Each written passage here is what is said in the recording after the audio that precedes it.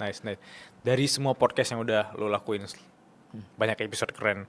Ada nggak satu podcast, satu episode, kalau boleh lo terbuka ya, yang life changing banget, yang bikin mikir si Sam ini even setelah podcast itu selesai gitu? Oke, aku nggak bisa kasih satu, aku Iya. kasih dua ya. Oke, boleh, nggak apa-apa. Di dalam dua topik yang berbeda nih.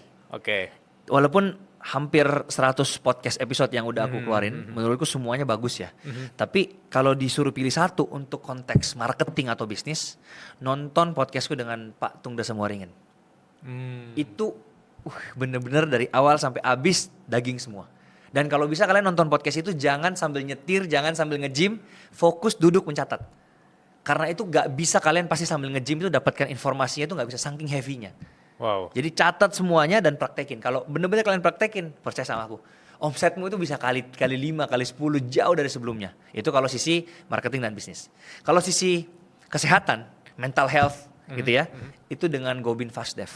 Oh, Pak Gobin. Pak Gobin, itu dia sampai ngomong setelah podcast selesai, dia bilang belum ada host yang gali otakku segininya.